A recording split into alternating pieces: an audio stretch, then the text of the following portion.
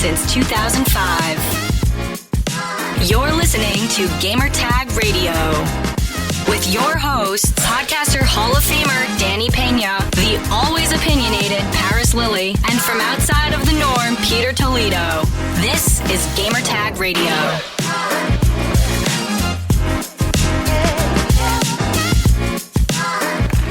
Welcome to Gamertag Radio, episode 1229. This is your host, Danny Peña. And yes, I'm live here in Los Angeles, and a lot of people already heard the news about G4. The network got shut down. Actually, a couple hours after I finished recording the podcast, that's when I heard the news. I read it online to a tweet, Wario64. Insane. But I just want to say to everybody, look, I'm gonna be okay. It's just been a very difficult week for not only me, but everybody that used to work at the network at G4. And honestly, I had a great time working over there, doing a lot of cool projects. And I was in the process of working on a couple more before the end of the year. And it was one of my favorite jobs I ever had. So thanks to the whole Xplay team, Michael Leffler, Megan, Emily, Jake, Joe, who else? Noah, Jefferson, Abby. There was so many people, man. So many people. The Black Okage, Adam Sassler, Frost, Gerard, everybody. Sorry if I missed anyone. Sorry, I've been all over the place the past couple of days. But I just want to say everybody that's part of the Xplay team, every single person that came in, even if it's like just a temporary job. Gabrielle, shout out to her too. She's amazing too. Thank you so much for giving me the opportunity to be part of this team. It was an amazing experience, and we're gonna be good. Everybody's gonna be okay. It's just been rough, because hearing the news out of nowhere like that while we were working on stuff at the studio, it's just sad. But we gotta move on, and things are gonna be okay. Now, for me, I just want to say thanks to everybody that's been reaching out to me and hitting me up, just checking on me to see if I'm okay. And I appreciate that so much. This is my fourth time getting laid off. So I experienced this. I think the first time was extremely hard for me because I felt like it was like my fault, but being that this is my fourth, I get it. It's all good. I'm going to be okay. Plus, shout out to Paris and also Peter, Pete, for hitting me up, just checking on me to see if I was doing good and everything. And so what I did, I wanted to record something very special. I got together with two of the producers of Xplay and also another producer that she was part of the esports team and also worked on Arena, the WWE /G4 show. So I have Emily, Jake, and Shauna. We went out to eat, actually, downtown Burbank. We were at a restaurant, and I'm like, hey, let's record. Let's just talk. We're having a good time. We're drinking. Let's talk about our journey. How was it? Us getting the job. Lots of behind-the-scenes stories. We also talked about the challenges for us, and we got very, very emotional. Parts of the podcast. You're gonna hear it. And it was more of a celebration of everything that we've done and achieved while working and part of the Xplay team and everything. So listen to it. Let me know your thoughts. I know we're probably going to have a lot of people from the community of G4 that's going to listen to GTR for the first time. Enjoy this. It's a great and special podcast. I'm working on other stuff because I feel like it's not the final goodbye from us. So I'm working on a couple things with friends from the industry. I'm just gonna leave it at that because everybody wants us to get together again. So I'll keep you posted if any changes comes up in the future. But just be on the lookout. Just follow me on Twitter. Once it's official, I'll let you know. All right. So before I play the episode, the full roundtable discussion, Everybody, head over right now to gamertagradio.com. Listen to our past episodes. Make sure to share the content to your friends, family members, everybody. Also, you can find us on any podcast app. All you have to do is just search for Gamertag Radio, follow us, subscribe, even post your review. It will help me and the team to go on top of the charts, and it will also help us to get discovered. So it's all depending on you. So if you would like to be part of our fan mail discussion, here's how you could contact us. Send us your feedback or questions. Give us a call at 786-273-7GTR. Email us at fanmail@gamertagradio.com or leave a message on speakpipe.com/gamertagradio.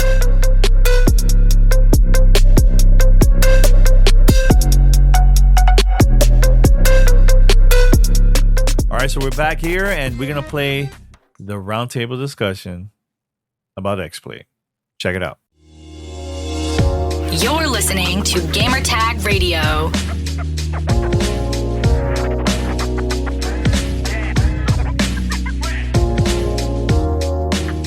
All right, everyone. So we're live here in Los Angeles, and new episode of Gamertag Radio, and we're going to celebrate Xplay. Xplay, I have the producers from the show.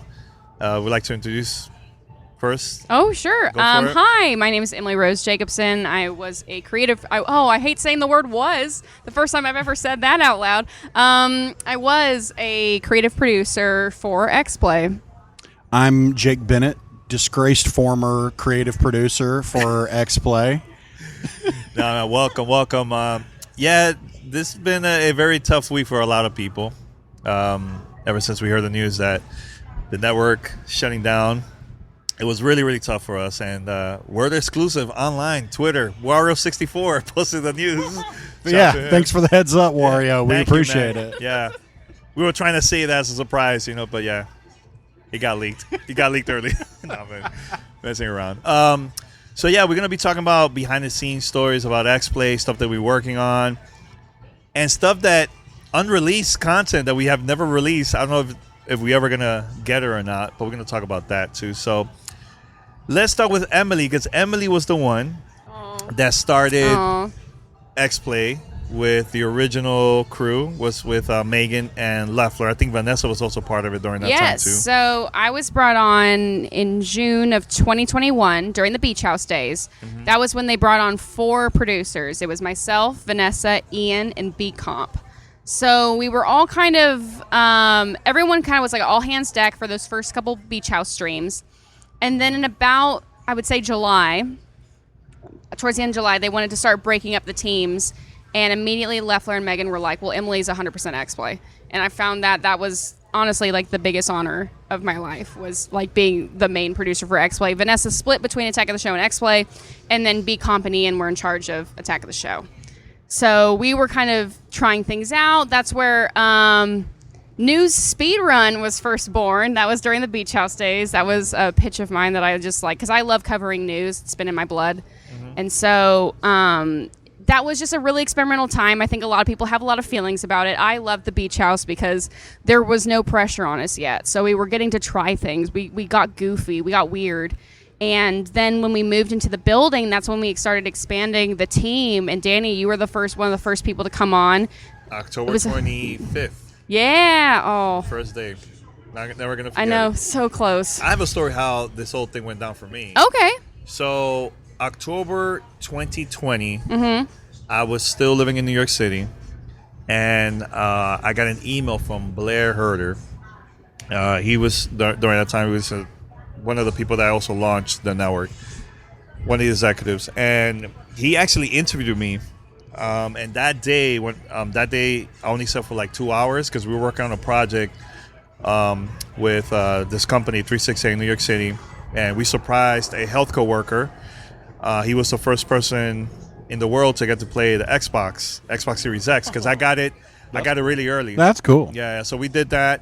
So we were editing all night and released it that day. Slept for 2 hours, and then I did my interview with Blair, and I did the interview. He loved it, and I heard back like almost a year later, and it was Michael Leffler that hit me up, and we did 2 interviews. The first one, Megan was there, and I told him, I get games review codes early all the time. I give an example, Deathloop. I got it like over a month and a half. So funny story about that. Megan told me, she's like, we're interviewing this guy Danny to be our editorial lead. Yeah. You would not imagine, because we got Deathloop like 2 days before its launch from PlayStation. Yes. Okay. Ooh, cheese. We're at a restaurant, by the way. No, go for it. Yeah, go for it. No, you're fine. good. You're good. Oh, I love that it's on a log. Okay. Ooh. Oh my God. I'm going to describe this. It is a beautiful cheese board on top of this beautiful slice of a log. I can edit this There's part. edible flowers. What you were saying? Yeah, so funny story. When you were being interviewed, because we had gotten Deathloop like 2 days before the game release, and so Megan was reviewing that one, and she had to put in like 100% overtime to review Deathloop. Yeah. And when you were being interviewed, Megan was like, "Oh, we're interviewing this guy, Rihanna. I think it's like who's Rihanna's dating, or had y'all been engaged at that point?" We were not engaged yet. We were still. You were still dating. She's like, Rihanna knows him. He had access to Deathloop a month before it came out, and I was like, what? Like, so we're like, we gotta get him. He's got the goods. Yeah. And then you also turned out to be an incredible individual in person and just such a cheerleader for the team. I do want to talk about my first week real quick. Okay, yeah. My first week was wild because I was brought on the same week the talent went through their boot camp. So every night was an event. It was like karaoke in K-Town this night. We're going to go bowling this night. I went to the karaoke. You did? I didn't go to karaoke because I was so exhausted. But that's when they were doing the sour challenge and all the talent threw up. If you want to hear all about that, I think Gina's talked about it extensively on her Twitch pages. Oh yeah, the sour challenge ruined people's stomachs. The acidity of the sourness ruined people's stomachs.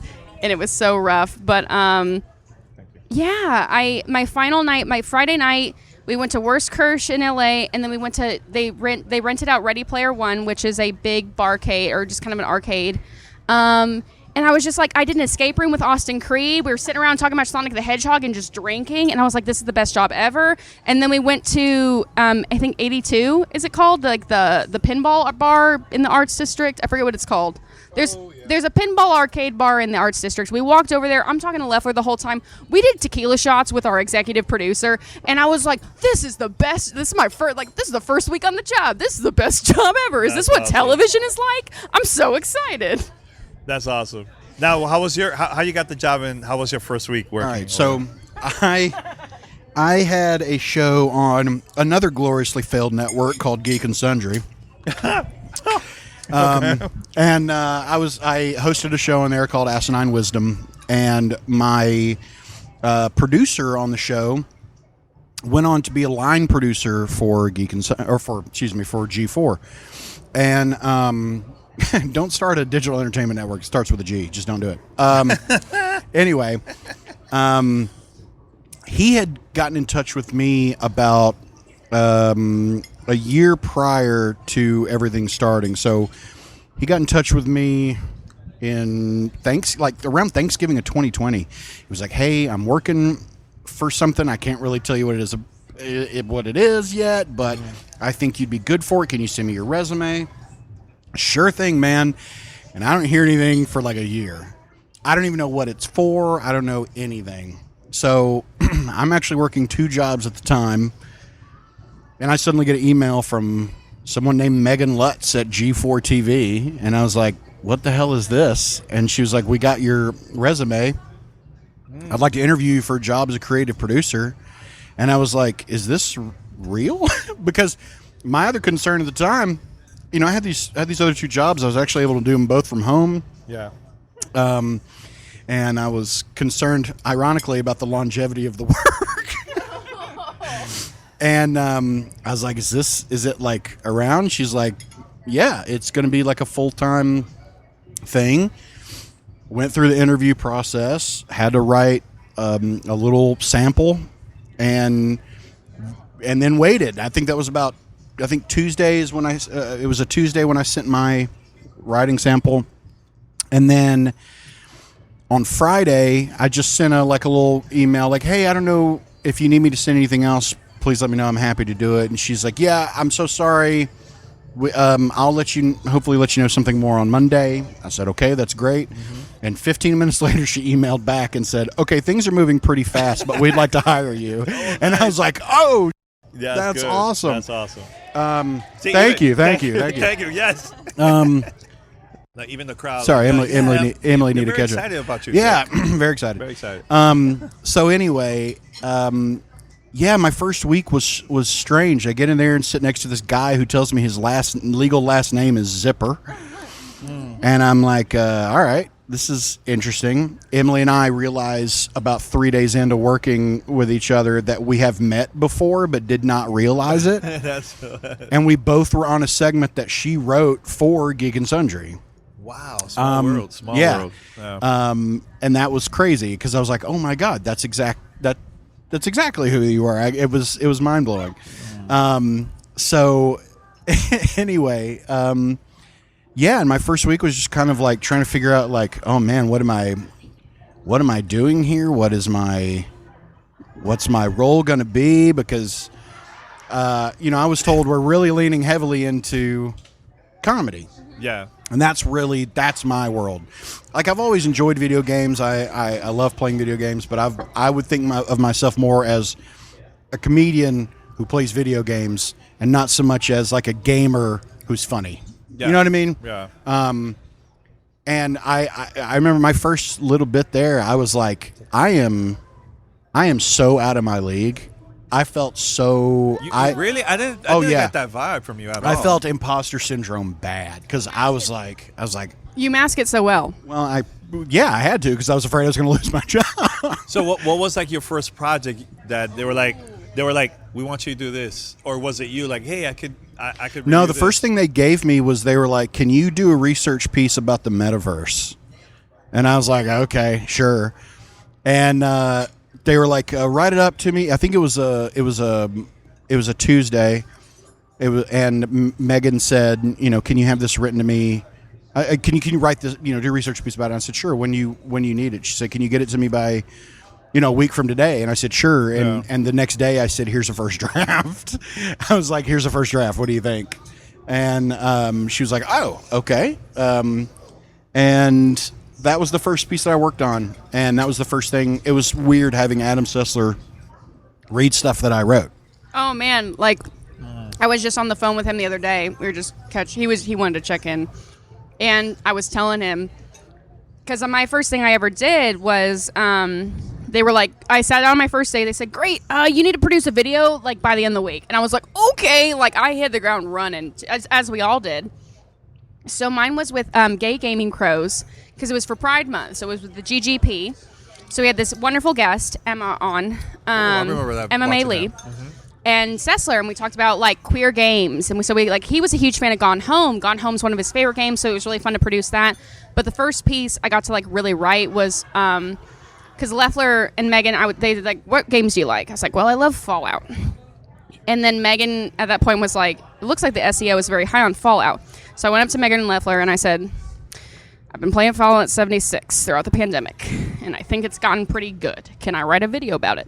And they said, oh, we don't know about that, but okay. And so why Fallout 76 is good was the first video I really had like full creative control on. And I remember directing Sessler, and I was just like shaking because I was at that point, 28-year-old woman directing Adam Sessler, who I remember watching on my TV with my wisdom teeth pulled out in high school. So I was just like, I have no right to be your producer, but man, oh man, this job, I am very thankful that this job showed me that I can be a producer and that I am a producer. And so I'm very, very thankful for G4 for a number of things, but especially for Xplay, like I grew as a person here, and I will never forget that. Yeah. Most definitely. I think the first thing that I wrote that I felt like, okay, maybe I can do this, was a retro review for Spider-Man. Ooh, okay.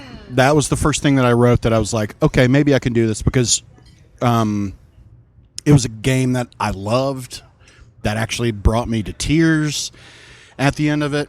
And I remember talking with Sessler about it, getting his thoughts, and of course his thoughts mirrored my own. and really went and started playing the game and to like get reacquainted with it and everything. And then writing that review, I was like, okay, maybe I can do this. I think that was the first one that I really felt like comfortable doing. I was going to ask a question, but you go No, ahead. I just want to say one quick thing. Jake, you are the funniest person on the team. Oh, hell yes. Like, 100%. you 100% did not deserve to have imposter syndrome because everyone on Team Xplay had different specialties. We were like Power Rangers. Like, we had to form the Zoid, or is that what it's called? I've had a glass. Megazoid. We all had to form a piece. We had to have the arms and the legs and the chest and the head. And we didn't have repetitions of either piece. And everyone had their strengths. And my God, your greatest strength is your comedy. Everyone sent you scripts to punch up, and you always had the funniest jokes to pitch. So like, please, like, never ever feel anything other than that. You're both. I mean, both of you are very, very talented. But you, Jake, you're hilarious on camera. So funny.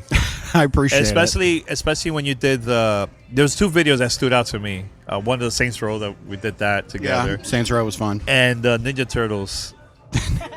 That was wild, but I took really you remember I made a binder that had all my information on it that said that was real. It was not fake. It was real. The binder. Oh yeah. I had a binder. It was like 50 pages Yes. of all my research on all the and I took that binder today when I went and got my stuff. Good. The binder that says every fucking Ninja Turtles game on it.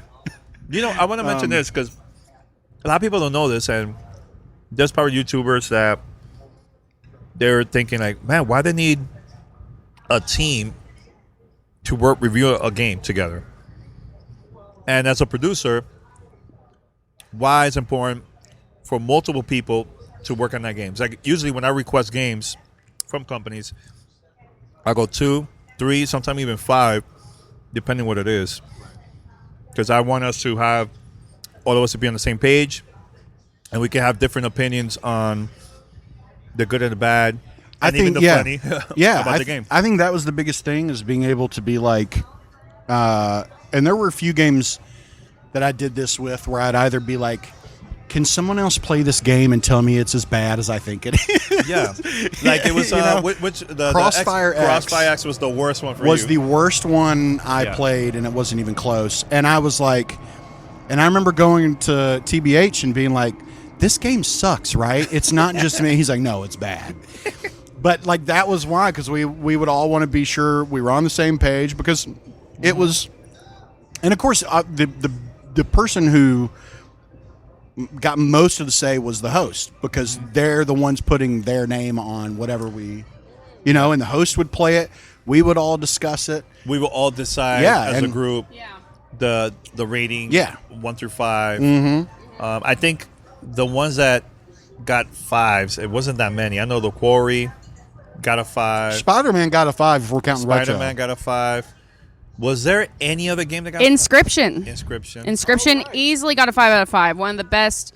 And it's tough because I so badly while I was there wanted to highlight indie games. I know Gerard did too, and it just was tough because for the most part, we saw from the YouTube analytics, our audience wanted to see much more AAA titles, and so fighting for indie games was a big thing. All of us did, and so I remember playing Inscription and being like, this turns the card playing game, the roguelike genre on its head, and 100% it does. I think it won GDC Game of the Year as well. I think it got nominated too for the Game Award. Yes, Game and Awards, it's a phenomenal game. Play it if you haven't already. I believe it's just come to the PS5 or the PlayStations. But yeah, it just was, like Jake said, it took a village to review a game, because we were a network. We weren't just you. I think that was the thing, because people saw our stuff on YouTube and were like, well, they're just YouTubers. No, we were a network. We put stuff on television, and also too, a bunch of YouTubers have teams as well. Like that's the secret. A lot of YouTubers have teams of editors, of other teams of writers, and it takes like this to make content at the speed that a lot of people do, like we did. Yeah. It takes a village, and so that was my favorite thing, was making a doc and talking with like TBH, Frost, and Gerard and Adam about like, what were your thoughts on this game? What did you feel like? And I always just loved that so much. And yeah, like I will never forget having, the worst games to review, hands down, are multiplayers. Because you have to get people together to play and review them. We had to schedule who was playing Back 4 Blood over the weekends because we had to get to the ending. I played with and y'all, so we were like pushing through Back 4 Blood. We did like 12-hour days on like a Saturday or something, or at least I did, just trying to get through this campaign to get to that final story. So because all of us at Xplay were so adamant about getting to the end of the game before giving it a score, because that's the only fair way to do it. But yeah, Back 4 Blood, I loved it. But like, man, it's a marathon. Reviewing games is a marathon. Mm-hmm. Yeah. Yeah. Saints Row, classic case of play a full game before you grade it. That one. We suffered Dude. that one. It was very stressful playing that. Because there were some missions that, because of bugs, the mission just stopped, and I couldn't really keep on playing the mission at all. So I had to like restart the mission or restart certain parts of the game. Yeah, but then it became a weird after-school special, like storyline. Yeah, it just got weird. Yeah, it got was really real weird. Like towards the end, I felt like I just didn't want to play anymore. I was the same way. Because I got so frustrated, not only with the story, but just the bugs. Because someone asked me, they were like, what did you think about it? And they were like, what's it about? And I was like, the power of friendship? Like, I don't know I don't know. It was a very strange. Yeah. But yeah, I mean, and it was fun too. Like, the Quarry review, well, the process of playing that was one of the most fun times I had, because several of us went over to Frosk's and just played it and watched. And we were all screaming at each other to, no, don't open the door. Yes, open the door. Yes, grab this. Don't do that. And getting in arguments and, theories of like, okay, wait, is it this? Is it that? Is it, And but see, it was so much. And that's exactly why it got a 5. Because I think because of that experience. I mean, not to say that it wouldn't have if we'd all played it separately, but the fact that, of how we all felt, the experience of it, I think is really a lot of what led to it being a 5. But but that was one of the most fun times I ever had reviewing a game was playing that. I have a question for everyone. I'm taking the reins of Gamertag Radio, Danny. Go for it. It's been a coup. What's the question? What is everyone's favorite project they've worked on? I'll tell you one for me. Mm-hmm. Def Jam. Oh yeah. Def Jam, and there's a reason why it was so important to me. First of all, I'm a huge hip hop junkie. Like, I love old school hip hop and everything. Number 2, I love Def Jam games, minus the last one. But I felt like it was important for me, Joe, and the Black Hokage to work on this project together. Yep. Okay, we wanted to highlight people of color. Yes.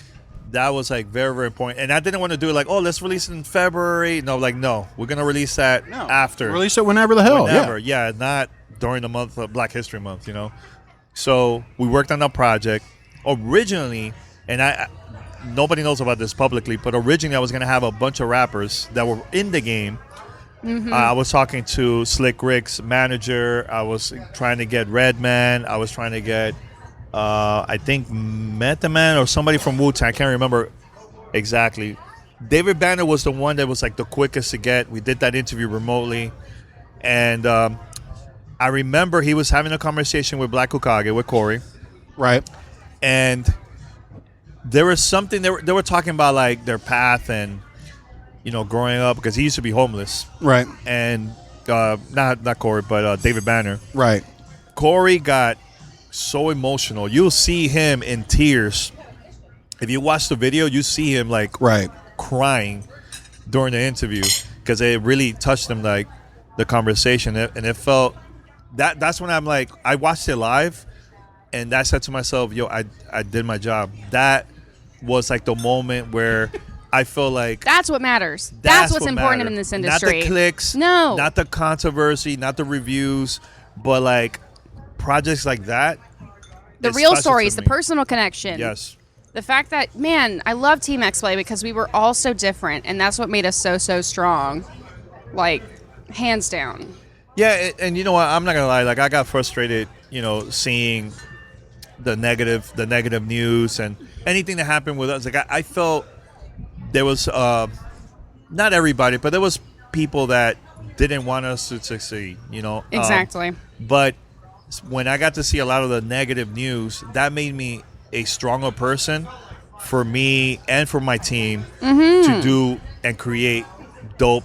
And I feel like we achieved that. Yeah. No matter what happened now with the network shutting down and everything, but this is something I've learned in doing the Mass Effect Adventure podcast and doing Xplay. Yeah. The projects that you care the most about and that you put yourself into because it inspires you and it makes you who you are the ones that succeed, just like Def Jam. Like the projects where we put our entire heart into it and was like, this is Jake, this is Emily, this is Danny, this is Joe, this is Abby, this is Gabrielle, this is Gerard, this is Frost, this is everyone, like Zipper.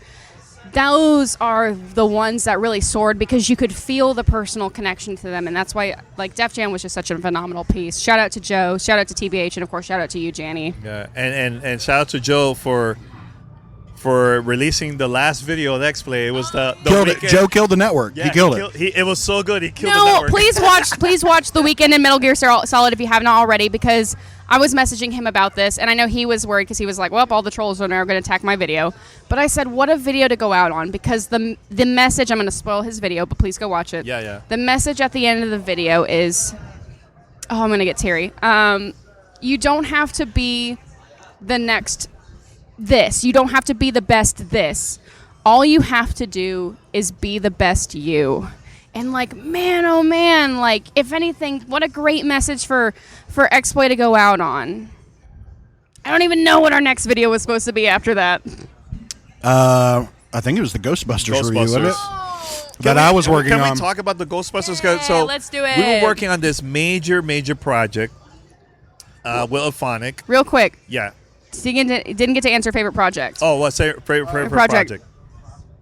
Man, We can talk about Ghostbusters in a few minutes, but that's so go ahead. tough because like there were a lot of different things that I got to do that I was really proud of. I'll tell you which one that I like from you. Okay. The Madden RPG. Genius. Genius. That was probably the one I was going to pick because I think that's the video where I was like, okay, I belong here. That was the one where I felt like I was like, this one is me. This one is, I'm putting a lot of myself into this. It means a lot to me because this might come as a shock to everyone. It was difficult to get anything sports related on Xplay. Understandably. Let's talk about that. Okay. Because people might not know why, but go ahead. I mean, the going theory was that there wasn't a lot of crossover between our audience and sports fans, which I understood. And I get that, and that's fine. But my counter argument was always that games like FIFA, games like Madden, games like MLB The Show, they sell in the top 5 or 10 every year. Every year. Yeah. And that I wanted I wanted to give them a voice because like, you know, there's I mean like a ton of my friends are hardcore gamers who also love sports and play sports games and you know, I just wanted to do something for them too because that's a lot of the stuff that I grew up on. I actually didn't get into RPGs and stuff like that until I was older because you know, it was easy to sell my parents on I want to get Madden, I want to get NCAA football, they understood those games, you know, or Sonic, you know, like little games like that or whatever. So it wasn't until I got older that I started discovering those kinds of, you know, games like RPGs. They love Thank you. I appreciate it. Thank you. They're applauding in the background. And there's dozens of us. But I probably Madden, but there were so many other things. I think the Madden video was probably my favorite that I did because I put a lot of myself into it. It was the first time that I got to be on camera really presenting a video, which I couldn't believe either. Because I kind of like sheepishly was like, I know these games and I'm passionate about them. Can I tell? And they were like, yeah, absolutely. And I credit Leffler and Megan for letting me do that because, you know, his thing was if you can find a way to bridge the gap between sports fans and what we think our typical fans are, then I'll let you make the video. And You found a solution. And I said, football games are just RPGs. And he was like, well, no, wait, what? And when I explained it to him, the perspective, he was like, okay, yeah, go make that. So I think that probably was, but there was so much stuff that I loved doing. Like, I loved getting to play characters on the live show, whether it was Dr. Bitsko or Mater or Reggie Bedell. Yeah, the commissioner, Reggie. Yeah, and Bedell. everybody boo. Yeah, exactly. I loved doing stuff like that. I loved making the Corey video. I loved doing the Ninja Turtles one. Despite everybody's, everybody in the Discord was constantly hounding me with Ninja Turtle stuff because of it was difficult because I was like, this is 50-something games, man. How am I supposed to do? And it was it was a struggle. But the good thing is about that, Jake, and look, I love all the other sites and their YouTube videos and everything, Twitch streamers, or everything. But I love that our stuff was so different. Yes. Nobody else was doing that. Like, I can't even think of any other YouTube that covered every single Ninja Turtles game. Exactly. Or do a video like Madden. It's like an RPG. I've never seen that before. And that's the thing that I feel like we found a formula that our audience love that type of content every time we release it. Because there was a time we were releasing Monday through Friday content. We were doing 2 streams a week. 2 streams Never a week. forget. Plus five odds every week for months. It was like that. So I know you want to talk about Ghostbusters. I'll go through mine 4 real quick. Go ahead. Fallout 76 already talked about. Why they keep re-releasing Skyrim. This was a joke I pitched to Leffler, and he said, we're going to make it our launch special. And I said, what? And I got to co-write with my executive producer this entire I say dumb in the most loving way, this very, very goofy mockumentary video. Got to play in it. We got to have Will Neff. We bought a $350 wheel of cheese for that video and a cabbage because I was like, he's got to have a wheel of cheese and a cabbage. It's Skyrim. And so that was such a love fest because, and then you spoke with Blair earlier. Blair knows Todd Howard and actually people don't know this. So yeah, Blair came over to me one day and he said, everyone in Bethesda, including Todd, loves the video. And I just got shook to my core because Bethesda, Obsidian, and BioWare, my three big babies. I love those games.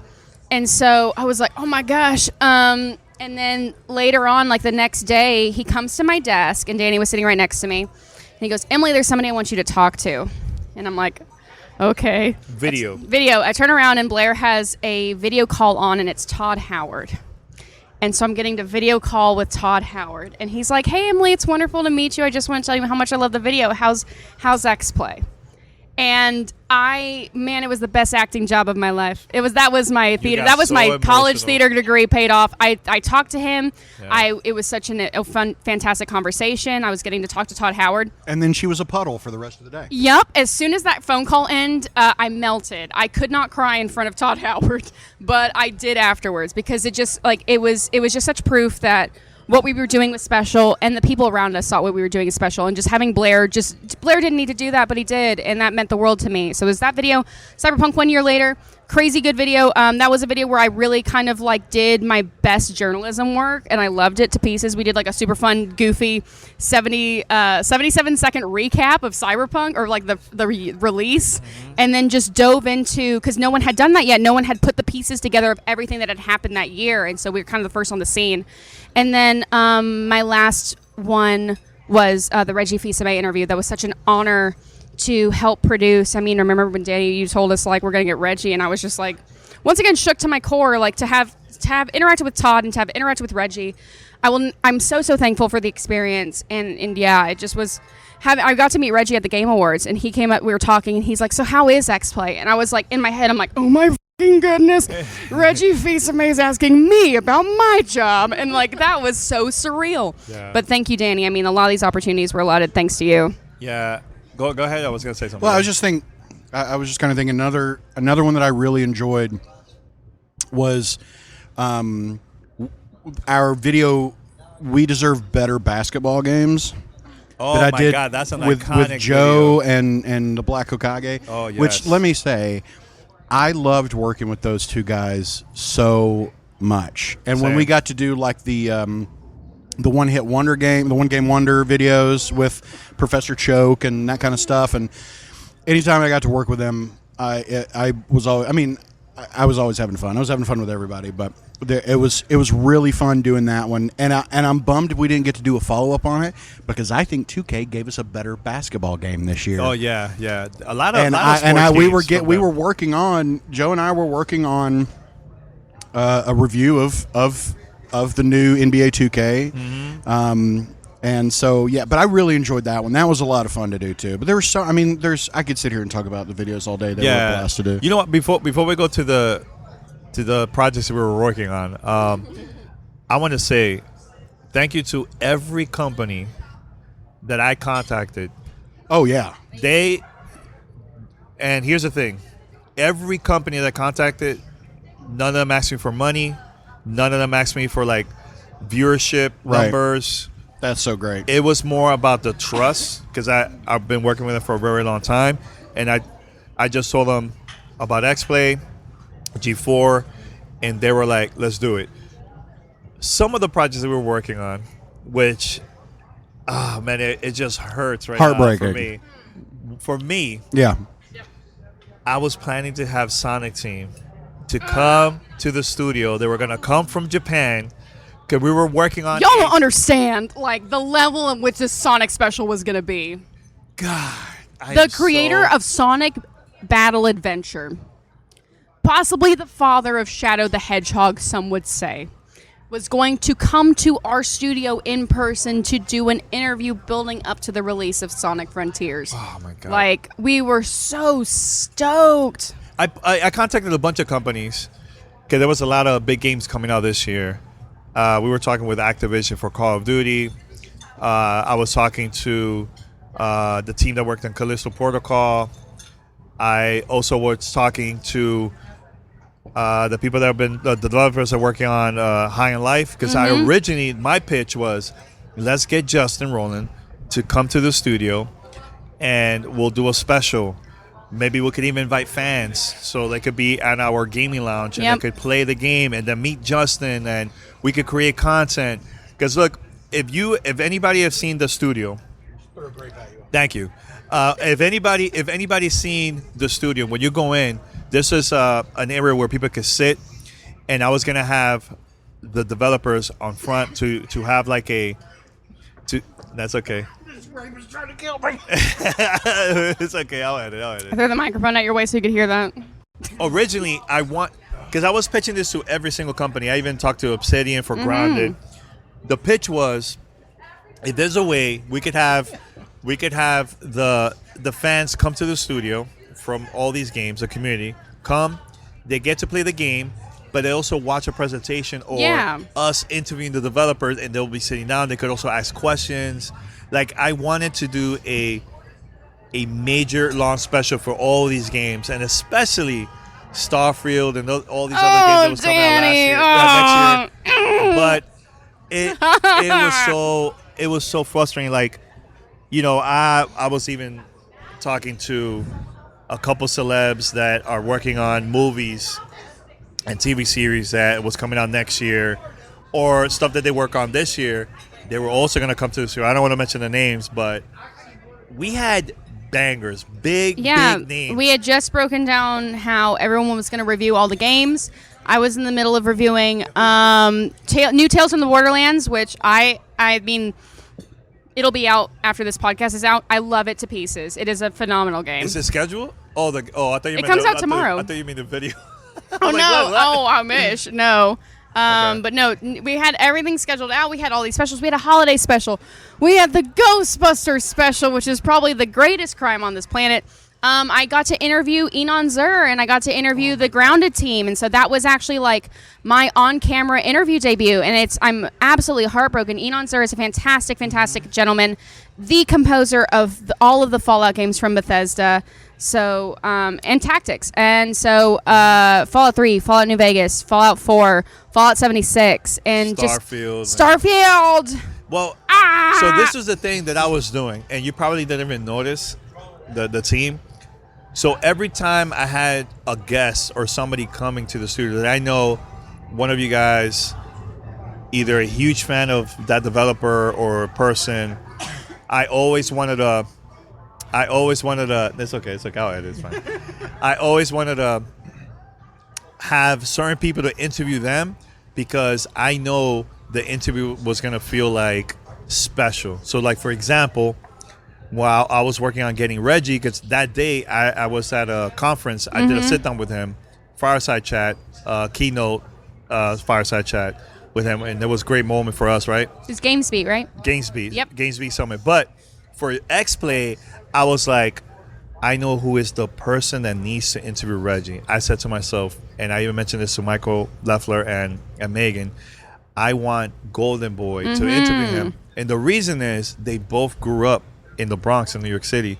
So it was like perfect, that connection, you know, talk about the struggle, talk about gaming and everything. And you can see that in that interview. So when I heard about the composer, I mentioned to Megan, and I was like, Megan, I want Emily to interview him, the composer, because I know how much these games mean to her. So I'm like, I need to make that happen. And you did a phenomenal job. Thank with it, you. Man. I have pictures. We have pictures. We're trying to get footage. There's a possibility we could get footage. Fingers crossed. Fingers crossed. But I will never forget after that interview, Enon Zer turned to me and said, "Thank you for one of the best interviews I've ever had. I really felt like you were listening to me. You were so personable. You were so very good at this," and gave me a hug. And take a shot every time Emily tears up on this podcast. You're at 2 right now. Yeah, just hearing that, I think game devs are rock stars. I think everybody who works in the game industry is a rock star because they make the things that bring me so much joy. And so getting to talk with a man who has composed themes that I love dearly. I mean, that opening theme song, that opening screen of Fallout New Vegas is so iconic. I think that is the best. We say it in our Fallout Brotherhood of Steel video, which will be my last installment. I love that my bookends on Xplay were Fallout 76 and Fallout Brotherhood of Steel. Let me talk about the 2 difficult games of Fallout's history. Thank you, Xplay. Yeah. But, we say it in that video. His rendition of the Fallout theme in New Vegas is the best there is, and just getting to talk with him was such a joy. Thank you again, Danny. But, yeah, like, Jake, anything you were working on? Well, my last video was the first impressions of Modern Warfare 2. Oh, with Joe. With Joe, with right? Joe. Yeah. Joe and I had some fun stuff that we were going to do for that because we were going to be the main presenters of the review for Modern Warfare 2. And we had a lot of fun ideas, stuff we wanted to do. One of the things that we wanted to do was have a war at G4 on Modern Warfare 2 between he and I to see who gets the Xplay Undisputed World Championship belt. Damn. But I guess it's just mine forever now. So, suck it, Joe. But anyway, Yeah. Joe Girardo, I guess I should clarify. But I was working on that. The last the game I was playing to review next, as all this happened, was Ghostbusters Spirits Unleashed. So I was working on that. Like I said, I was very excited about Modern Warfare 2. There were several games. We actually had I remember one day, Leffler had all the games written on the board. For the whole year. For the rest of the year that was coming out. We were calling it Review-a-Palooza. And it was me, Emily, and Joe, and we had a draft. Well, you get to draft what game you wanted to review. I remember being in that meeting. Yeah. And I was like, we had games like, okay, we're gonna review these games and release it on embargo day. Yeah. And there was some that was gonna come out later because our team was so much overwhelmed. Yeah. Also, we were only releasing 3 videos a week, so some of these games were like all coming out on top of each other. Like this weekend, October 21st, huge weekend of game. Mario Rabbids. I think Plague is coming out. Gotham Knights as well. And Modern Warfare campaign. Yep. New Tales Came out. Ghostbusters just came out. New Tales from the Borderlands. Huge amount of games, and we were specifically on a 3 videos a week schedule to kind of help build repetition and familiarity. That was where we were. So yeah, like Pentiment. I remember seeing one of the last Asana tasks I saw was Pentiment with Adam Sessler. We were both so excited for that game because we're both big history nerds. We were going to review it, but it wasn't going to be until January because of how crazy the schedule was. But speaking of Ghostbusters, man, oh man, we had this whole Ghostbusters special lined up where we pre-recorded a big chunk of it. It basically was like if Xplay was a part of the first Ghostbusters film. Michael Leffler did a fantastic job with the script. Excuse me, we punched it up with our own personalities. But yeah, Jake, you and I were we were the leads in that, alongside Gerard. We have some clips. And the clips might be coming soon. We might release it. Be on the lookout for that. But like from my phone, I have like a clip of Leffler falling into a cake. Yeah. So go ahead. Oh yeah, I also forgot I recorded Leffler into a cake. Yeah, the Ghostbuster special, it was going to be a mix of pre-recorded bits and live segments. And the whole premise was G4 had purchased an arcade cabinet that had a portal to hell in it. And Emily and I had to stop it. Because everyone thought we were crazy except for Cassim, who everyone thinks is crazy. So, and yeah. I just mean in general, not in the storyline. No, I love that dude. I love Cassim. But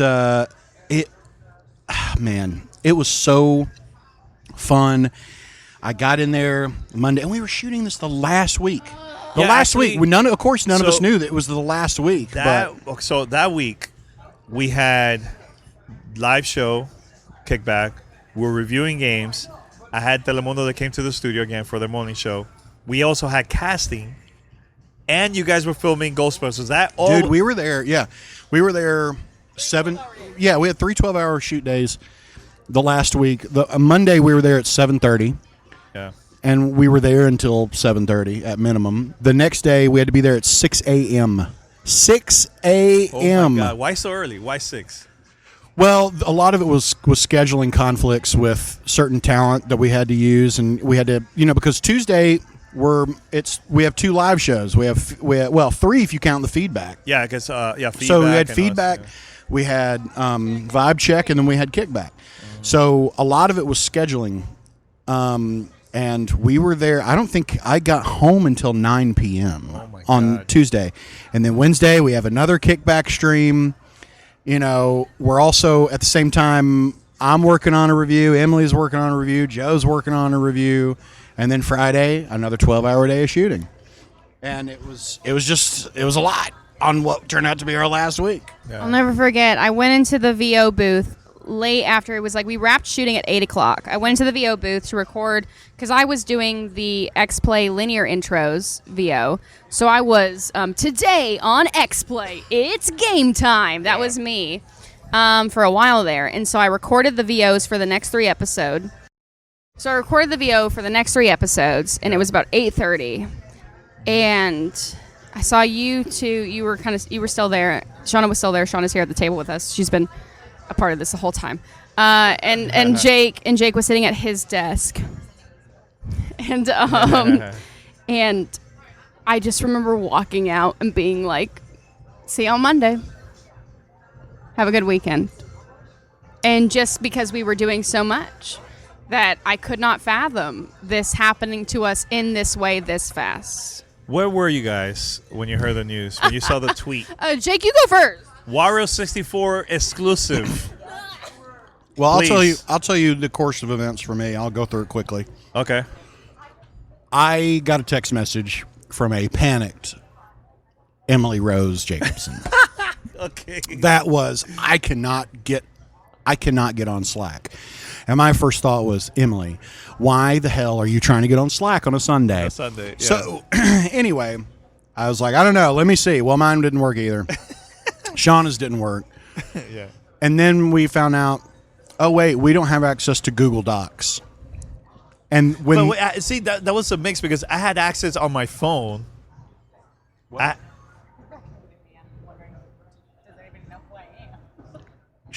is Shauna. Shauna, say hi. Hi. That's Shauna. Tell everybody what you do. I was the production coordinator, which really meant that I was supervising producer, project management, whatever else you want to call me, producer of G4 Esports, Arena, which is my pride and joy and took everything out of me, and our G4 Game Day LCS, which was incredible. And I had a blast experience, and thanks for letting me join you guys here. Yeah. So, Sean and I are together. Sorry, congratulations. Everybody. Thank you. Yeah. Pre-G4. Oh, Yeah, okay. pre-G4. Yeah. I was like, wow, was So like Danny said, congratulations, congratulations. Thank you. Yeah, go ahead. I always feel like because I'm a woman, I have to explain that we got our jobs via the same contact, but through different parts of our lives. The line producer I had worked with for the last decade, and he was mostly my second AD on film crews, and he would bring me to anything and everything that he was able to. And so he was working on getting us both in from different parts of his life, which I always took solace in because I didn't get the job because of him. I was asked to be there of my own accord. So. No, but I want to say this before you take the mic. Yeah. It was a blessing working with you and the team from the Arena team. I remember you guys hit me up like, Danny, can you help us? Like, we need games. We need games.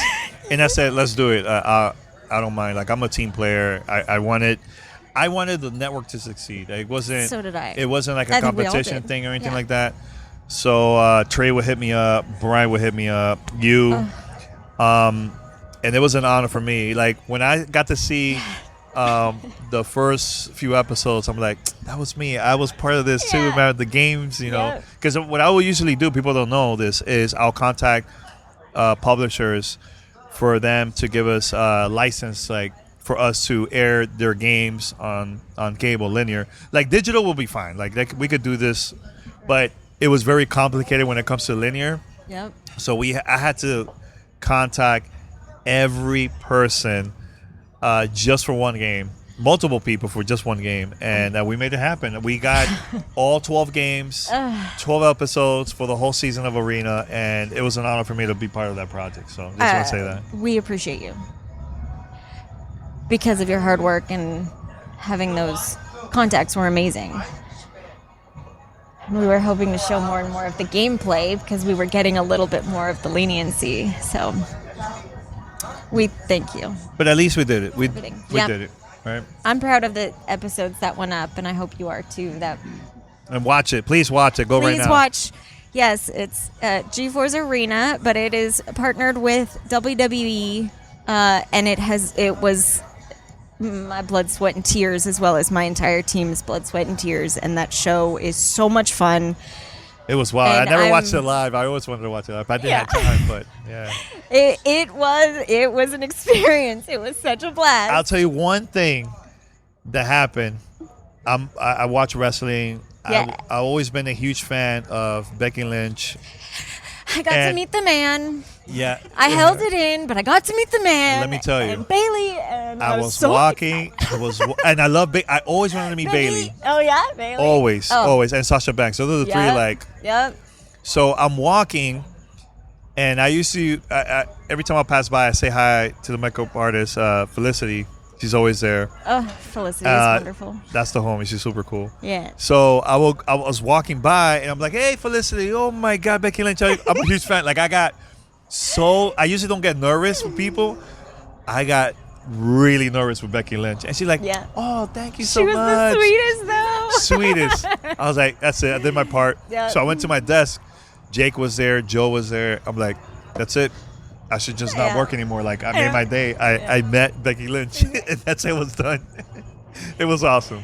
Oh, yeah. It was awesome. It was really, really awesome. So. And meeting the the three things that got me into wrestling per Jake was Becky Lynch as the man, the Fiend, who is Bray Wyatt, who is now back. Yeah. We don't know if he's the Fiend, but and then New Day. And working with Xavier Woods was a dream come true. Getting to meet Kofi and Big E was such a beautiful experience. They are such incredibly positive people. They that is no lie. And they were just so comforting and welcoming and so easy to work with. Yeah, Xavier Woods or Austin Creed. I mean, they all were. Yeah, they were all amazing. But yeah. working with him, with Austin Creed, was amazing. This guy, he was like a team player. Doesn't matter what was it you were doing at the company. He will sit down and talk to you. I remember my first day that I started working. He was there, and he gave me a hug like, "Yo, I'm proud that you're here, man. Working here, man." Dude, there are so few people who are both aware of who they are and the effect they have on people, and also make you feel so completely comfortable. And Austin Creed is one of those people. I mean, it just feels natural to be around him and interact with him. He's genuine 100% of the time.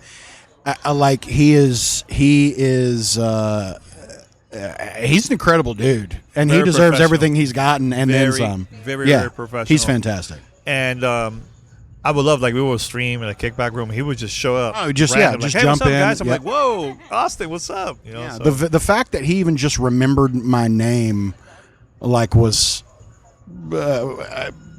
humbling to me. Yeah. So what you're saying is you would give Austin Creed a 5 out of 5. Yeah, a 5 out of 5. Yes. Absolutely. All right. Absolutely. So back to something happier. The day that we closed. Very happy in that moment. As soon as we lost access to our Google Docs and our Google Drive, I was like, ooh, we might have just gone to DEFCON 2 on being shut down, and that was accurate. I was hopeful. I was like, nah, it can't be that. Well, I honestly thought that the whole Slack thing being shut down was because somebody forgot to pay the damn bill, I thought so, which was easily as plausible as the network was going under, I feel. Yeah. But yeah, we lost access to Google Docs, and then someone texted me or sent it somewhere the Wario 64 tweet. Oh no. And I was like, what now? And then a few minutes later, it was the Deadline article. And then when I saw the Deadline article, because I was like, I mean, no disrespect to Wario, but he was just tweeting that PS5s were available at Best Buy. So I don't know, how, I don't know how reliable that news source is, but I guess he's got all the cred now. Yeah. He's always but then when Deadline, I was like, oh. And then when 15 minutes after we read about it on Deadline, we get the memo. That was something. What were you? That was the hardest part. Well, so Lena actually texted me, beautiful, fantastic producer over on Attack of the Show. Lena messaged me at about 11 a.m. saying, hey, are you experiencing any issues on Slack? And I'm like, huh. Oh, it was that early? That early. I thought it was that late early. afternoon. Okay. No. And so I'm trying to get on Slack, and Slack says Slack's not letting me on. I'm suddenly logged out. And when I tried to insert my email because you can on Slack, you can insert your email, and it will find the Slacks associated with that email. I got an email back saying there's no Slack associated with your email. So there was no Slack associated with the G4 email. And I'm like, uh-oh. Hopefully Slack is just down. Huh. And then I'm watching the Discord while I am also trying to pack to fly home for my grandfather's funeral. Fun fact, my grandmother passed away during the first round of layoffs, and my grandfather decided to pass 25 days later. And so it's his funeral, so I'm trying to pack up and head down to LAX. And literally, in the 5 minutes I'm trying to get out the door, that's when we had a personal Discord for a lot of employees. And that's when I saw in the Discord, someone says, I don't have access to my Google Drive anymore. And in my head, I just start going, no. Because I had 6 pages of a fantastic Mass Effect 3 reflective we were going to do for N7 Day, Adam Sessler and I. And all of a sudden, it was non-existent. I have a screenshot on my phone. It's the most sad photo in my entire life of my Fallout folder. I wrote about 3 different Fallout videos. I had drafts for other ones, and it was completely empty. And that broke me. So I'm driving all the way to LAX to calling my mom. She said, well, you can't worry about it until it's done. And I'm like, okay. And I'm trying to get on. I get through security, get on the plane. I'm sitting on the plane. I pay for the Wi-Fi. Always pay for your Wi-Fi on your plane. I always do. I'm also going to tell you a fun fact about planes after this. And then at about 3 o'clock, that's when I see in our Discord the Deadline article link, and I look at the Deadline article, and I'm just like, that's it. That's the nail in the coffin. It's official. Because, yeah, they had a memo in there that we had not received yet, which I thought was the most heartbreaking thing. And so I started sobbing uncontrollably on a United flight. Just thankfully, the dude next to me was asleep, and I was on the edge. And so I'm crying to myself, just trying to hide it. I've got sunglasses on and a mask on, so I'm like, hopefully this isn't too bad. The stewardess notices, and she comes over, and she's like, oh my gosh, is everything okay? And I look up at her, and I go, I just lost my job. And she looks at me, and she goes, well, I'm so sorry. But I get a sense that this isn't the end for you. You always know something will be coming next. And I was like, oh my gosh, thank you. And then she's like, would you like some wine? And I said yes. And so I drank 3 glasses of wine and 2 shots of whiskey on the flight. What she didn't tell you was that was the good thing that was coming. Yeah, so fun fact, if you cry really hard on a United flight and tell them you lost your job, they will probably give you free alcohol. And so I'm texting my parents as they're picking me up at the Houston airport. Right. And I'm like, I'm sorry, I'm so drunk. I don't even know how to get out of this airport, how to get out of Bush and stuff. And so I was there thankful to be with my parents. My parents were very thankful to me to be at home. But like, and then I went to a funeral the next day. And that next morning, my eyes were already so swollen and sore from crying so hard, because it was just it was one of those things where it's like, I think I quoted a Green Day, where it's like, it's something unpredictable, and just in the end you'll find, I hope you have the time of your life. Like, this was the most unpredictable. No one could have seen this coming. I was ready to go back to work Monday for the next thing I was going to work We had on. a postmortem on Monday, and we had to shoot more Ghostbusters on Monday, and or Tuesday when I was back. Yeah. And I was sending in notes, and I was stressed out before I left on my flight because my OBS wasn't recording sound, and I was like, oh shit, I'm not recording sound for the new Tales from the Borderlands review. Gotta fix that when I get home. Yeah. No. So I'll tell you what happened to me, how I found out. So I was watching the Miami Dolphins play. They got destroyed. I decided to go to sleep because I usually don't check Slack on weekends. Like unless it's like big news or an emergency, I just go on. I'm like, hey crew, this was going on. So that day I was very excited to go to work the next day because I was working on my projects. I was like, I mentioned this to my wife. Hey, I'm gonna take a nap. So I take a nap for like maybe 30 minutes. I open my eyes, and I was watching Red Zone. I remember they were showing like different scores, everything, right, of all the games. And I looked at my wife, and she was looking at me. She's like, you should check Discord. I'm like, oh no. Why you want me to check Discord? Like, just check it. So I go there, and I see everybody. Because we have a group of friends from work, private Discord channel, and we just talk and everything there. And they were like, Slack, Google Drive, not working. What the hell's going on? People were just asking questions, and I'm like, what's happening? So then something was. I usually check Twitter all the time just for news or whatever. So I go to Twitter. Well, that's the place to get it, as it turns out. Looks like. I mean, I did find out the death of Michael Jackson on Twitter before anywhere else. Oh, wow. So I go on Twitter, and the first tweet I got to see was Wario64. Was Wario. Wario64. And I'm like, wait, what? And people are tagging me. So then I decided to go. The Gerard comment underneath it was the worst one. The worst one. Where it's like, haha, I just found out I don't have a job anymore from this tweet. Neat. Yeah. So then I go to Discord, and one of our colleagues also posted there. She was like, look at this article from Deadline. And I'm like, I felt shocked, but I wasn't like emotional at that moment for the whole day of Sunday. Yeah. When I woke up the next day, that's when it really hit me. Mondays, every day I have a schedule. I wake up 6:30, 7, get my coffee, watch my news, or listen to music. I'm like, all right, I'm ready to go to the studio.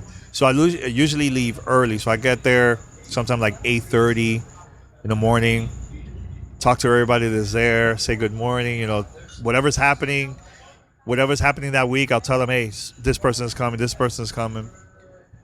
But that day I realized I was going back to the studio. And, oh, man, I broke down. I couldn't sleep for 3 days. I couldn't eat well for 3 days. And thanks to my wife, like she was there the whole time, just taking care of me, making sure that I was okay. And it wasn't about the studio. Like, I love the studio. Yeah, it looks pretty. Award-winning studio. I get it. It's all good. But it was the people. 100%. It was the people more than anything. And I feel like us, we worked our ass off, did a lot of cool projects. We love our jobs. And hearing that everything just went away just like that, Thanos style, was the part that hurt me the most. I'm like, it still feels surreal when you say it. It still doesn't feel real. And like, I know new G4 wasn't for everyone. Just like all media. New Star Wars isn't for anyone. New Star Trek isn't for everyone.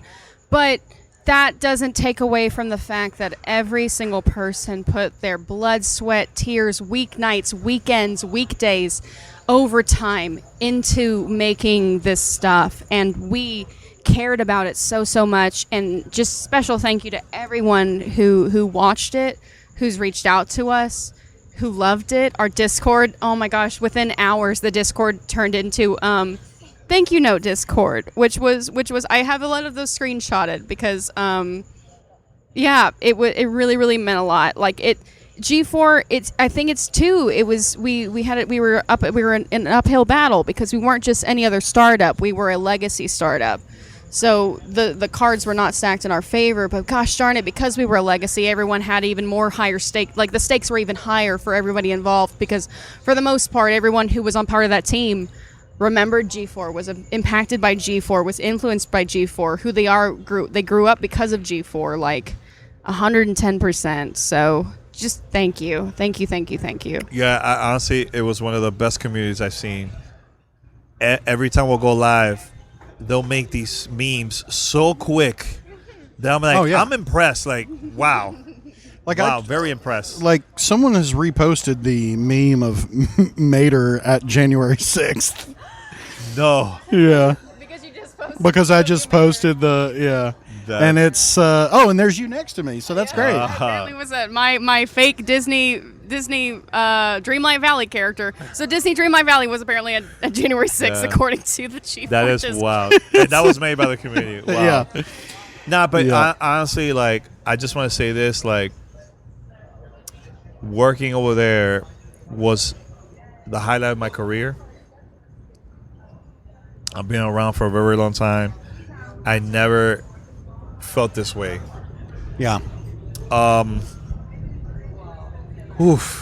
not to cry. No, it's okay. Try not to cry.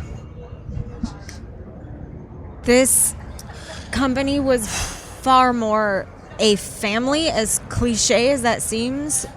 That's the part that's the worst, is we don't get to see our family every single day. That's the part I'm going to miss the most. Yep. You know, like, I would get there early. I always would see Megan first coming in. Then I'll see Emily. Joe would always come in with his Xbox Series S, carrying it. And you carry, and Jake would carry in his Xbox. Jake would come in and start talking smack to Joe. Like, even when Corey was there, like, Corey, Frost, Gerard, Noah, Gabrielle, Abby, Jefferson. Even when Austin would show up, Adam would show up. Like, the first thing he would do was sit down and making sure that we're okay every single time they'll come, man. Usually at companies, people just sit down, do their jobs, and that's it. It was different with this job, man. And we cared. We cared so much, man. And that's the problem I miss the most. Even as not on-screen talent, like, your team was incredible. I mean, obviously I had an in with Jake, but you guys were so close. My team was pretty close to begin with. My arena team was very close, and we were amazing. And it sounds so cliche, but it is the most true I've ever had. Is the most stressful, most overwhelming job, but it is the happiest I have ever been. Oh yeah, the fact that I know we've said this earlier, and I'll say it again. The fact that we could go to Leffler, our executive, one of our executive producers, Leffler and Megan were both our executive producers, but the fact that we could go to Leffler and say, "Can I make a video about this?" Or he would know us. He would know us to the point where he came up to me and said, "Emily, I want you to do a video about N7 Day, and I want you to do a video about Dragon Age Day, DA4." So that's December 4th. And having your boss know what you loved and knew what you could talk about was so huge. And he knew that we were the two biggest Ghostbusters nerds. So he immediately, when he was writing the Ghostbusters script, he's like, "Emily, Jake, you're the leads in it." And that script was such just I was watching Ghostbusters on the plane home because it was available, and it was just this bittersweet thing because as I was watching it, I was like, man, he took every little detail of the beats of this film and wrote it into the script. Leffler's a fantastic writer. We piloted the secret histories together. And just the support. We would get him off topic about Avatar and James Cameron, and we would just sit there and laugh, or we'd go out and get empanadas, or we'd come back, or we'd sit in meetings and we just all talk about games, or we'd make jokes, or table cake, or there were so many things that 100% this job was Xplay was a family, and I'm so thankful for that. And yeah, exactly. That's the thing I'm gonna miss the most. Is not seeing my incredible team every day and getting to create things that made us happy together and just being together. I miss everyone already so much. I want to say that. Oh, well, you want to say anything else? No, you go ahead. I've been very emotional for the past few days. It was important for me to go to the studio to say my final goodbye and pick up my stuff, by the way. That's it. Because nobody's taking my stuff. Hell no. So I went inside with my wife, and I got to see, I missed the Rogers. I got to say that. Oh, the man. coolest peeps. So they were part of the COVID team. We would always get tested. But they were to me, they were our cheerleaders. Yes. Yo, Yes. let's do it. Go ahead. Every time I had a visitor, Oh, they would get so excited. Really? How many? They were and always cheering us. I know we Yeah. haven't talked about God of Work just because I think we had just been come off of the God of Work high. Yeah. But Yeah. we premiered God of Work at the studio for those who worked on it, and they were there, and they were yelling for every single credit in the beginning, and they were laughing, they were cheering people on, they're coming around giving us hugs. Yeah. Man, oh man. You know what I have to say this about one of the Rogers? I went to the restroom, and they were there. One of them were right next to me, and he was wearing. This was actually on Friday. Was it Friday? No, Thursday. That was the last Attack of the Show was Thursday, right? So I go to the restroom. He was there. He had the Attack of the Show hat, I think, on, and he goes, "Hey, Danny, they said I'm part of the crew, man. I'm part of the Attack of the Show crew." On Thursday, told me that, man. Man. Yeah. The Rogers were great guys. Yeah, and like you said, they were just like our cheerleaders. It'd be the same thing, Man. You'd get stuff in, or they'd be like, "Dude, I saw your video," and they didn't do that. They just had to stick a swab up my nose, but they were watching our stuff and they cared about us, and it was great. They're a huge Dodgers fan. They never gave me shit for being an Astros fan, and I respect them majorly for that. They even said the Space City jersey was very cool. Yeah. But yeah, so like I was saying, I went to the studio. First thing I did, went to pick up my stuff. I went to the kickback room, and I sat down, took a picture, and I was just soaking everything in, just looking everything from the floor to the TV to the controllers to even the paper that was just on the floor. I was just soaking everything in because it was going to be my last time seeing it. And I felt okay. I felt fine. When I got up and I went to the Xplay set, before I got there, I mentioned to Ree, I'm like, record me. That's when it hit me. Yeah. It hit me hard because I knew I was never going to see this again. Yeah. And I just said I'm going to miss my team. That was the thing I was mentioning the whole time in the video. Like, I was going to miss my team. Mm-hmm. And I got out, packed everything in. I said goodbye to everybody that was there, the team that was handling the studio. And I walked out, and that's it. I took a lot of pictures. And actually, shout out to Gina, one of the talent that was there. We bumped into each other. Yeah.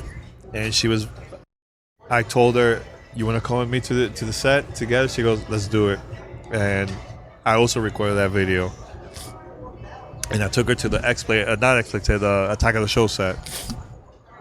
And she did the introduction of the show. And she just broke down. Yeah. So I'm thankful that I worked with you guys. Very thankful. Yeah. So am I. It was it was the best job I've ever had. Yes. It's not even close. Hands down. I don't think I've ever in my life said the phrase, I get to go to work today, Yeah. until I worked for G4. And Yeah. yeah, what an experience. What a ride. It was unbelievable. What a ride. I will never forget this ever in my life, man. So I just want to say thank you for letting me be part of your lives, and Thank you, Danny. I'm happy that was part of it. We made some cool stuff. I don't care what anybody says. Like, I'm proud of the stuff that we worked on, and shout out to the community that was supportive, sharing it, commenting it, being the first to create memes, and like, I was always curious, like, what else they're gonna come up with, man, you know. And again, thank you to Leffler and Megan to, like, just give me the opportunity. Blair heard about me, and he gave me the opportunity to be part of the team. I will never forget that. On that, something I didn't mention earlier. So this wasn't a job that I had applied for. This was a job that sought me out. I had originally been contacted. I don't know who. This just goes, hey, lesson for everyone out there. You never know who your next job is going to come from. You never know who's going to recommend you for your next job. Biggest lesson I learned here. Yeah. Someone recommended me to audition to be a host. Someone recommended me to audition for a host for G4 in August of 2020. Don't know who.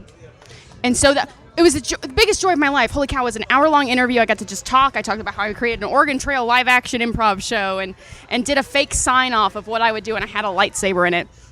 Didn't hear from anything. I'd also been denied from 2 video game jobs that year, too. So I was in such a low point in December of 2020, feeling like I keep being pushed towards this industry, yet I am hitting a wall. What is happening? And then in May of 2021, I got an email and a call from Andrew Zilch and Megan Lutz.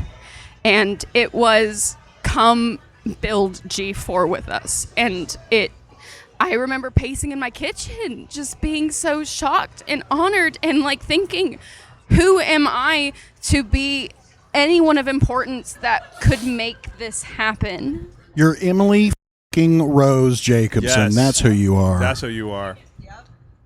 And don't ever ask that question again. Most talented.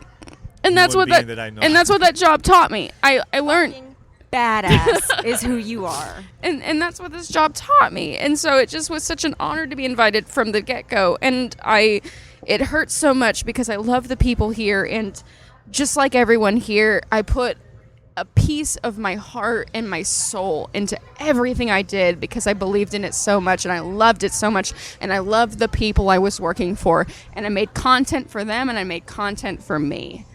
And that's what you have to do in this life. The only thing you can do is make stuff that makes you happy, and that's how you will be the happiest in this life. Do not care what anybody online says about you. Just make things that make you happy and you will be happy. You know, one thing I will say, my only regret, because I was so used to like, well, I'm gonna be there Monday, I'll be there next day, whatever.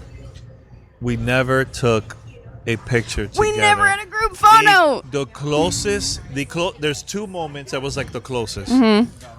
God of Work, we got to watch God of Work in advance, and the second one was Danny Trejo and Reggie. That's right. One of the two. I think it was one of the two. You get a combination from the two of those, yeah. One of the two. The team were there, but not the full team. Yeah, and yeah, and that was the part that I regret the most. Same. Yeah. Anything else?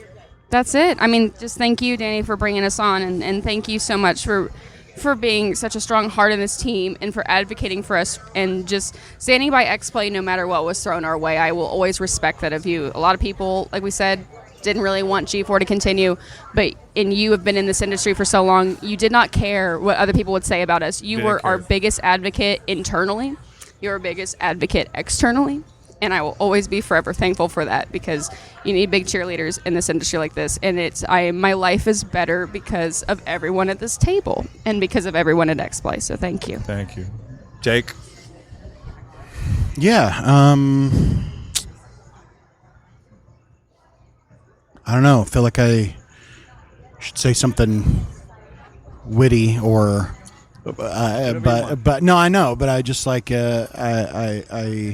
I don't know what to say. I feel like I've said so much already to the people that mean so much to me privately.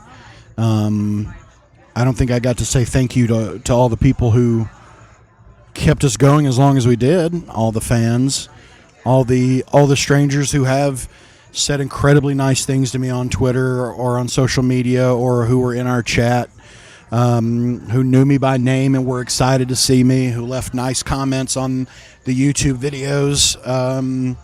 I saw them. We all did. We all did.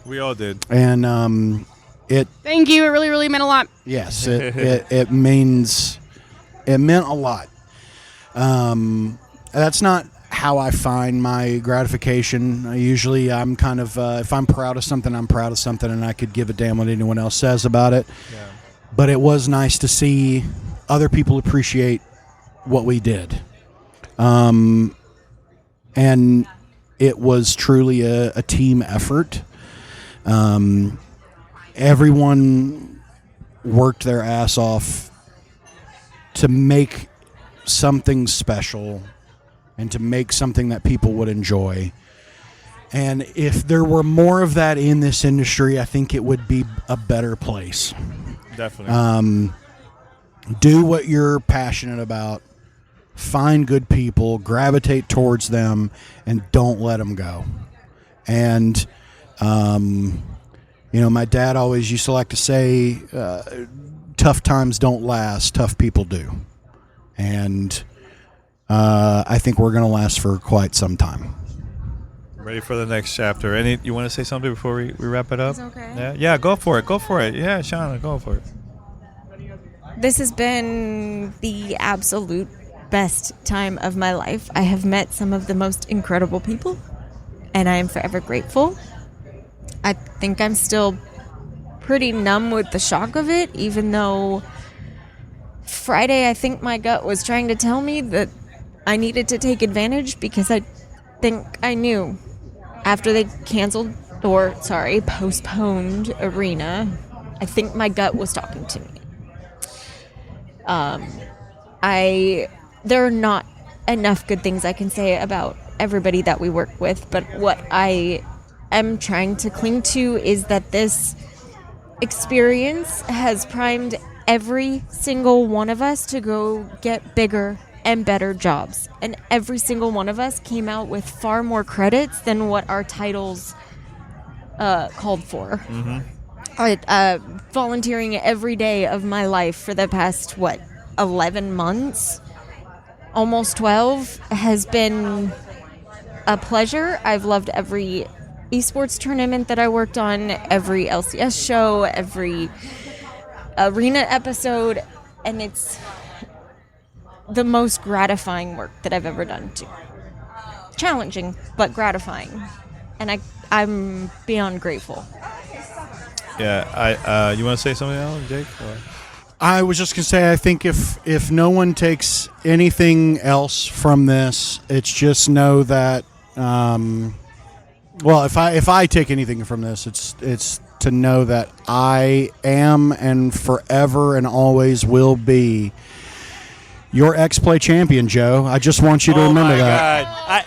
You always have to say that. Wow. I mean, it's true. Y'all, we paid for a $200 belt, came out of the show budget, and now you get to keep that beautiful thing. Love it. No, I just want to say, everybody, thank you for listening. Thank you for the support. Everybody from the industry that have been hitting me up and everybody else. Thank you. Thank you so much for the support. It means a lot, not only to me, but for everybody else. Xplay live on Twitch every Tuesday, 2 p.m. No, wait. I'm sorry. It's a force of habit. I'm sorry. Yeah. We're going to be posting pictures. I still have a lot of pictures I've never posted. Same. I have a whole thread I need to post. I have videos I record on my phone. I have like we said, we have Leffler falling into a cake. Yes.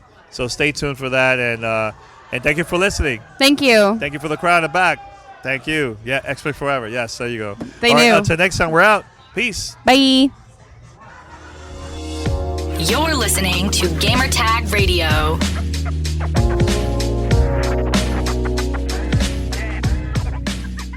All right, everyone, that's it. Thank you for listening to episode 1229. Once again, just want to say thank you, everybody, for listening, supporting us. And we got big things coming up. Big things. Just be on the lookout for that.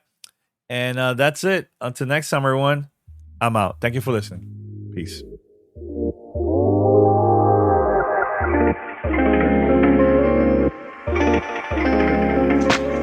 Thanks for listening to Gamertag Radio. Be sure to like us on Facebook and follow us on Twitter.